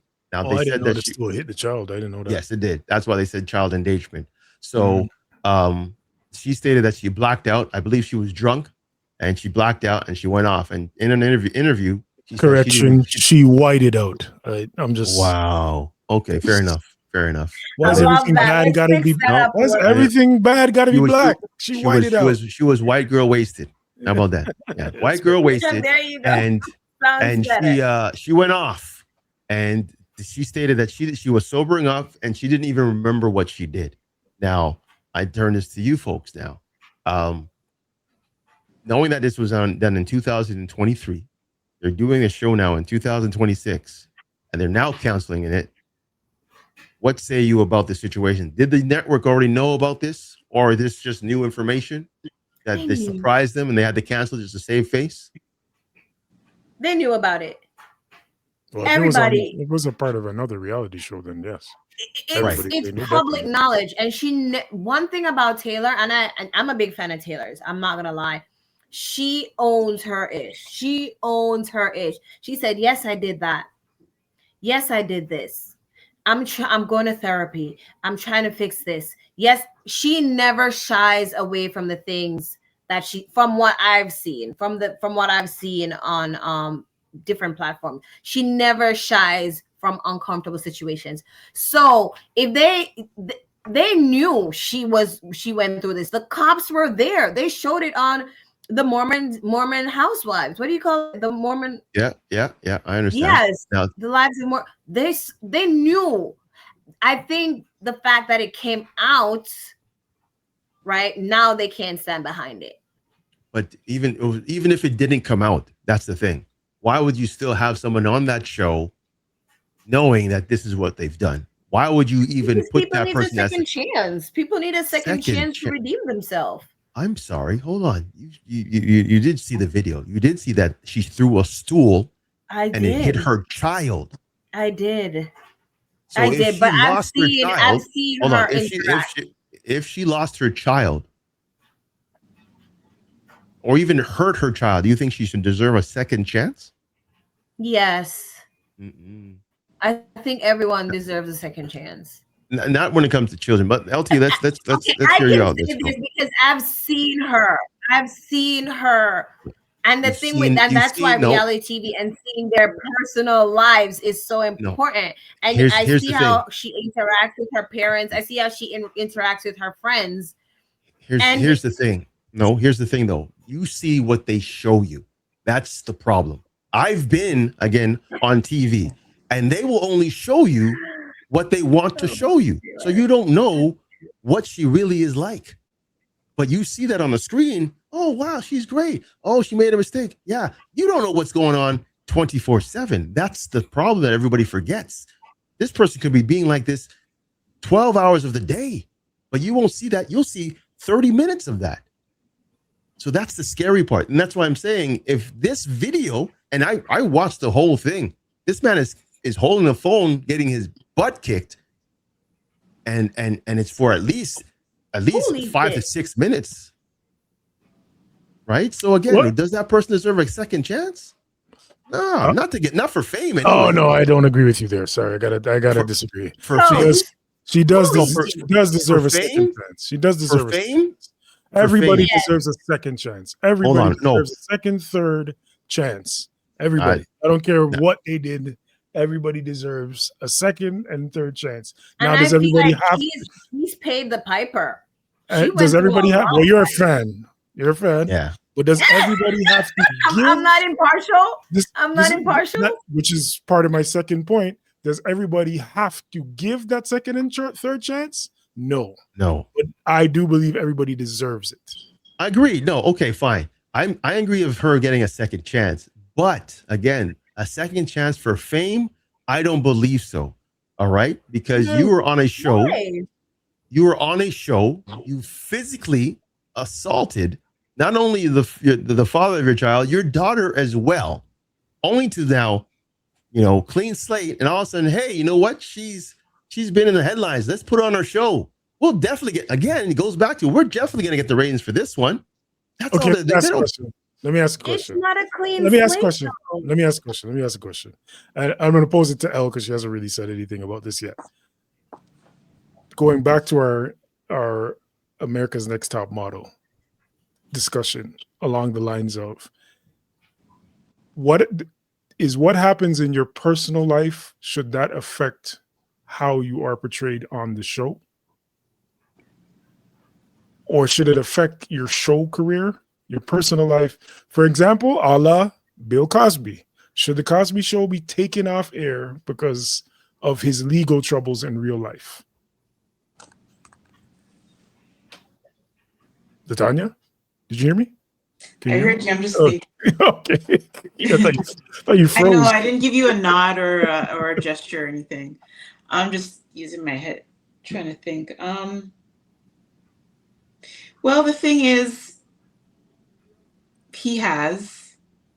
I feel like people knew about his ways back in the 70s or whatever he used to do to women. And maybe even people on the set, maybe he's done things or, alluded to certain things.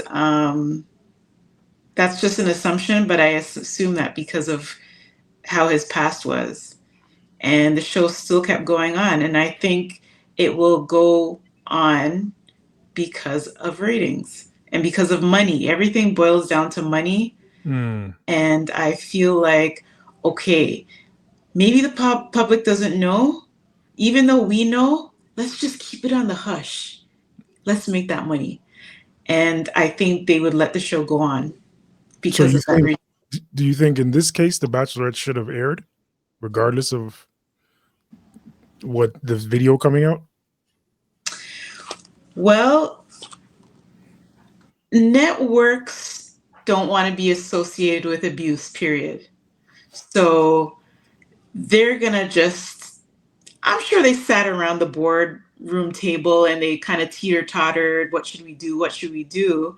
But then at the end of the day, it more went towards, yeah, man, like she abused this dude. We can't, like, what are we going to look like if we let this show go on? I think I did say earlier, it sucks for the other people that are on the show because they were probably looking forward to being on the show.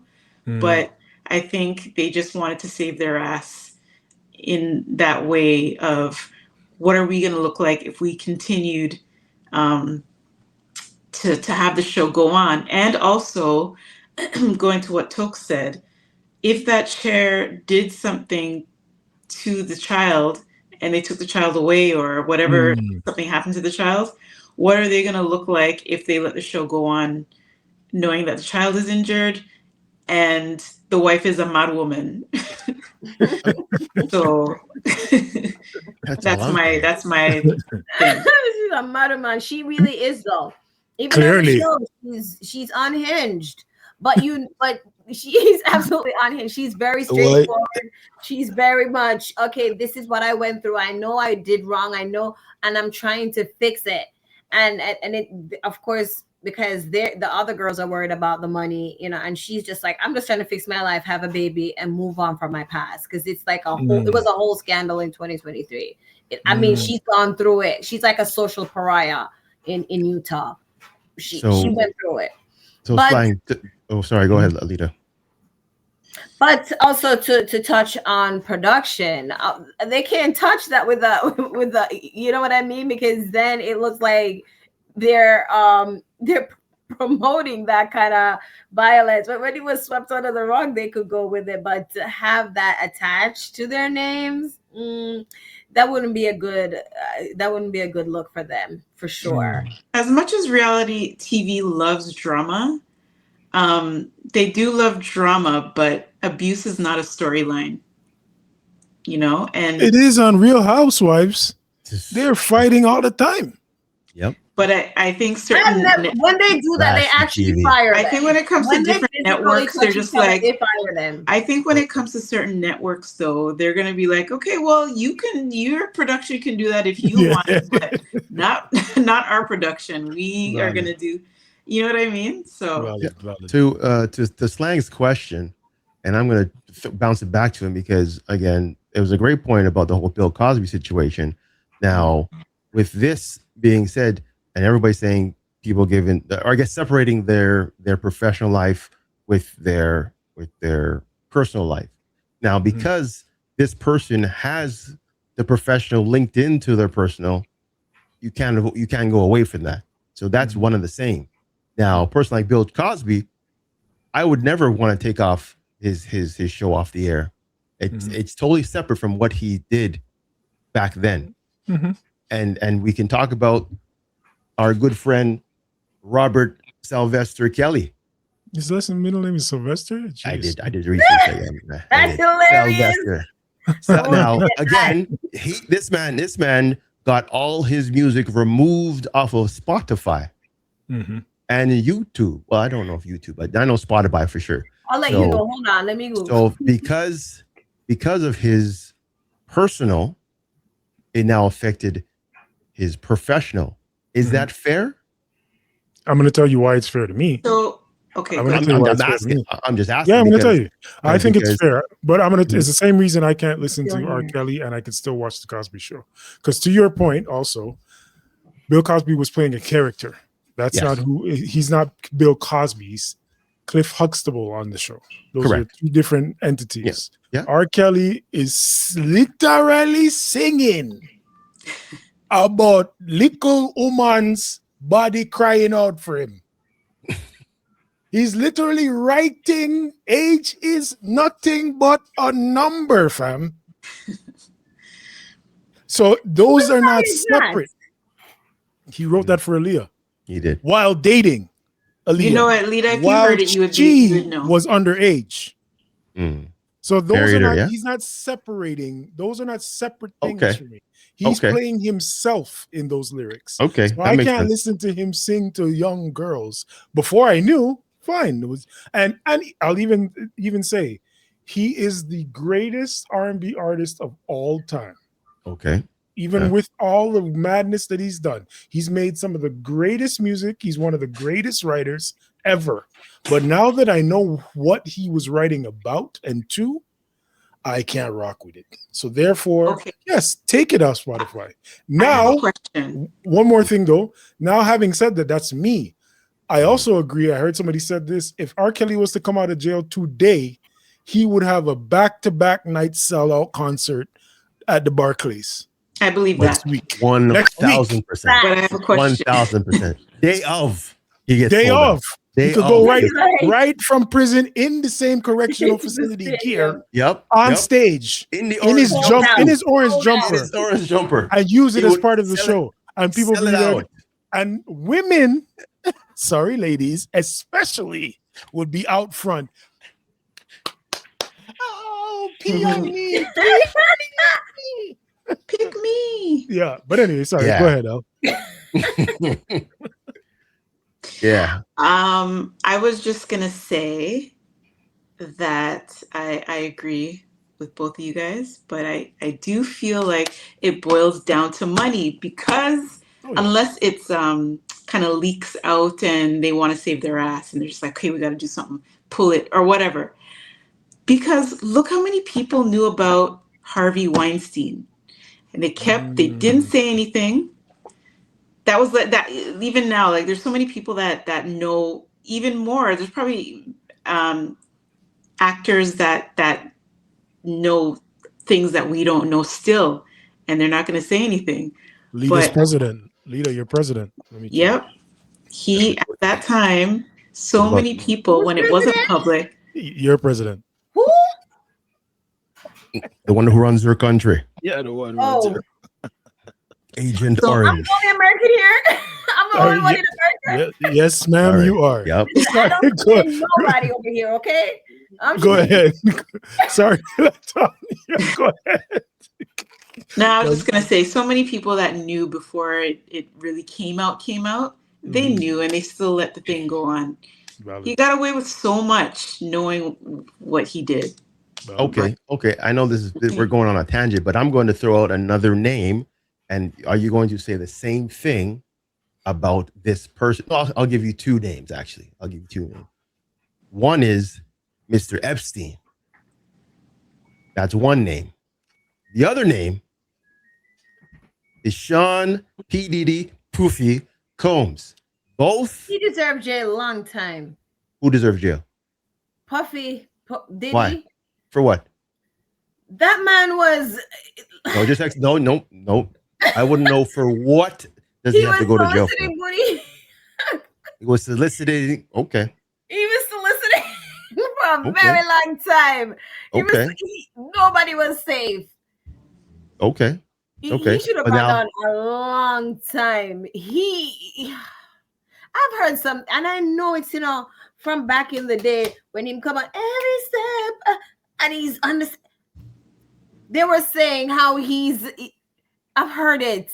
He Okay. needed Okay. to be stopped. But would you separate that from his professional world based on what he's being charged with, and based on what because again, his music's not off of Spotify. He's still on Spotify, but he's in there for a lot of. Well, he was supposed to be allegedly in there for a lot of things, but I think they've dropped it down to one or two counts. But I again, kind of struggle with that. I kind of struggle with canceling people. I don't believe in the cancel. I'm not completely in the cancel culture. I'm really not, because I feel like if I enjoy something, why should I stop it because you're evil? Like, right? I kind of struggle with that a lot. That's an interesting perspective. I was gonna say, wait, you know what? We need a part 2 on that one, but okay. Yeah. You know what? We'll deal with that next show. Why do you have to be so evil? This song is so good. That one, I don't know. That's a stretch, folks. Folks. I I get believe it. in culture. I do again. I don't necessarily believe in it either because I don't think it's real. I don't think anybody actually gets canceled. But I understand where Alita's coming from in terms of, again, if you can separate R. Kelly, Robert Sylvester Kelly from R. Kelly, go ahead. I don't wrong anybody for listening to him. If he comes on in the club, I might dance. If it comes on the radio, I might sing along. But I'm not buying it. I'm not going to his concert, and I'm not gonna choose to play it myself because and you'd probably hesitate. Say again.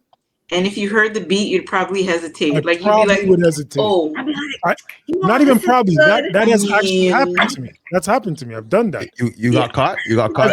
I've done that. Started dancing and be like, oh, I can't. Dance. Yes, Steph. Yes, Steph. I'm sorry. But here's here's another example. Because we talked about this about the New Edition concert. Remember when I told you I went and BBD had their song Backstage, Underage, Adolescent. I stopped and it said before they even said the lyrics because I knew. I said I can't. Do Me Baby was one of my favorite songs, but I can't do it. When they're singing, I can't do it. And no better, do better. That's just how I see it. Okay, so then, with that being said, then hold on. With that being said, now with BBD and that song, do they deserve to be canceled, or do they deserve to get repercussions for that song, based on what we know now?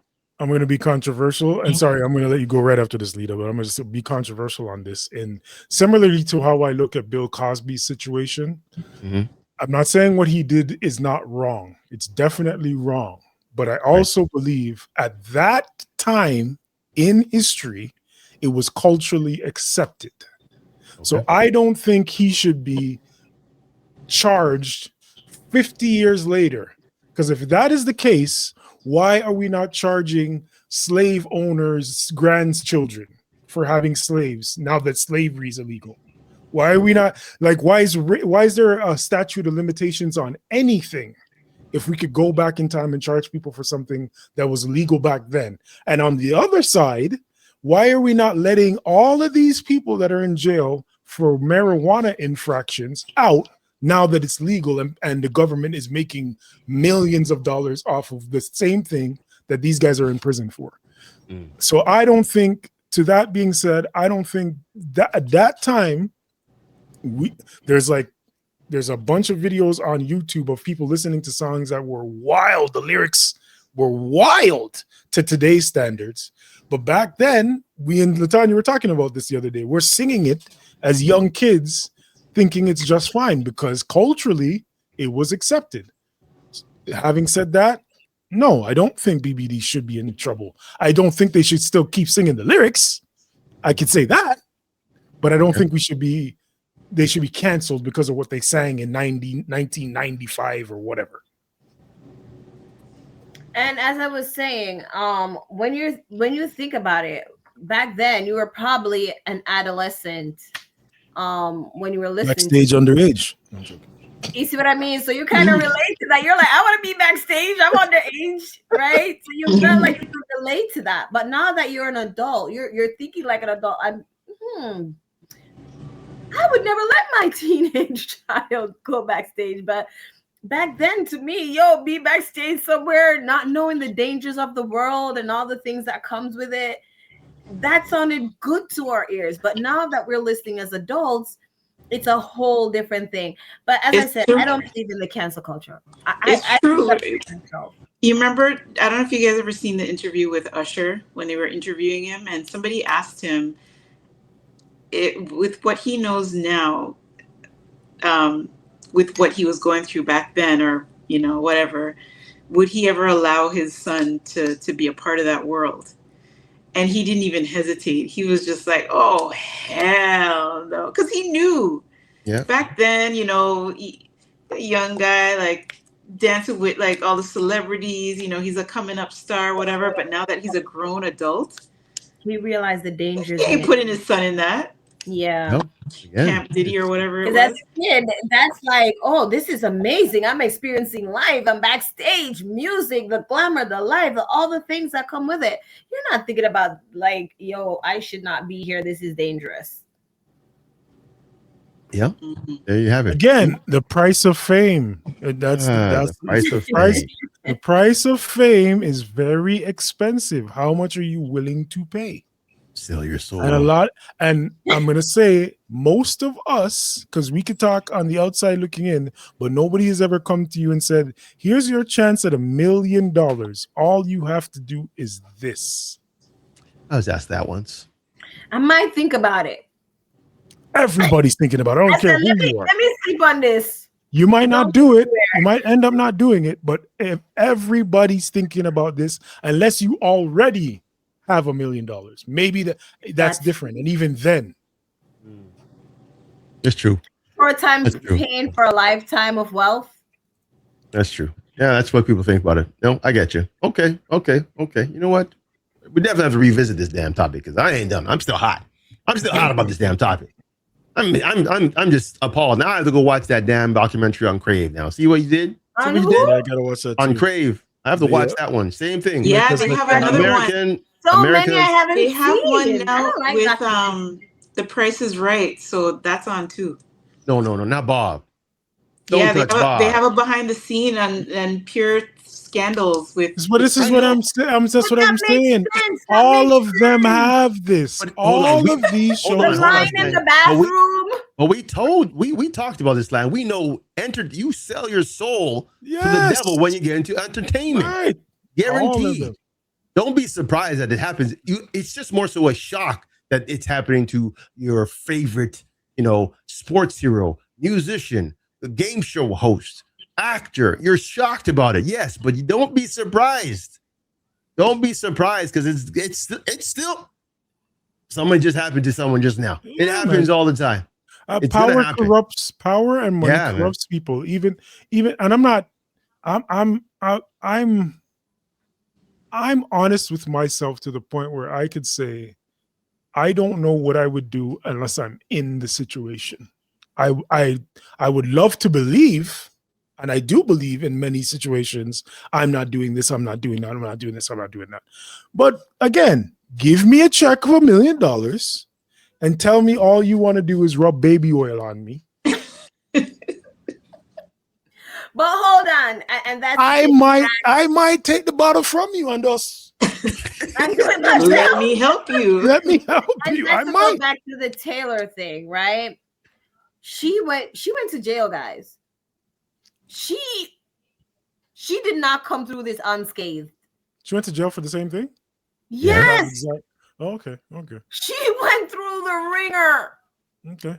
It was a whole, you guys not into the housewives thing, so I won't even encourage you to watch it. But she went through a lot. For that night, she went to, she did. In a jail. She had a record. But they still put her on TV? That's all.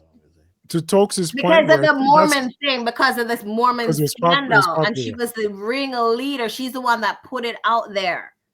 And that's why I'm like, yo, Taylor, you tell people what you do? I would go to my grave with that. I wouldn't tell the whole. They were those Mormons. Yeah, they have to though. And the video's out there. She kind of couldn't avoid it.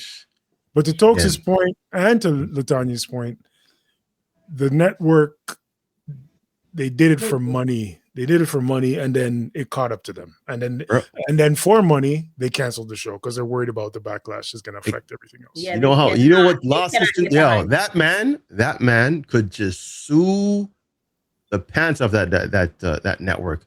Then even further, when the daughter is of age, when the daughter of age can sue them as well because she was injured in that altercation. So again, there's a lot of things. I don't know. It was on his cell phone, so I'm going to assume he did it. It was on TMZ. He leaked it. Well, leaked it or not, it had to get out. Leak. It was handed to them, not leaked. Here is the footage. I got beat up. Not even hacked. He followed me. He said, "Hey, TMZ, this is what happened to me." Because he probably knows that she was going to get some money. Something like that because Taylor moved on. That boy is obsessed with Taylor. I don't know about obsessed. I think he's protecting his own. He wants to go to the bank and win. But anyways, we're going off topic. That's all right. As a fan, boy. Yeah, she's She protect that one till the last breath. That's all right. Until I learned That's all some right. different information, because I already knew about that. Until I learned some different information that shows her in a negative light, So then hold on. here. So you're saying because you already knew that she beat up her baby daddy, injure her kid, and you're still going to bat for her. Because I've seen where she's been and I see where she is now. I'm going to virtual years. reality. I know. I get that. I can't. I'm going to virtual reality. Nope. I don't like this right now. I'm not going. I'm going to VR. I believe in a happy ending. Woo! A happy ending. Utopia. Woo! Everybody's happy. Woo! Damn. God damn. All right. You know what? Let's wrap it up. We're good. I want to thank our guests again, Miss Alita and Latanya. Welcome, and thank you for your time. It's been a pleasure. And again, you're more than welcome to come back anytime for sure. And of course, Slang, the hardworking brother out there in Ontario doing his thing. Again, thank you for your time. Again, apologies for the in and out, folks. We're double dipping today. And my apologies for the tardiness and the family back and forth. If you had life is life. Life is life, folks. We okay. Off here when we're done. I needed you to give me the memo. Hey. You to give me the memo. She's already breached contract. It's okay. You know, she's not getting paid. She's not getting paid. I'm sorry, folks. All right. With that being said, folks, you guys have a great weekend, and we'll talk to you again soon. Peace and love. We out. Peace.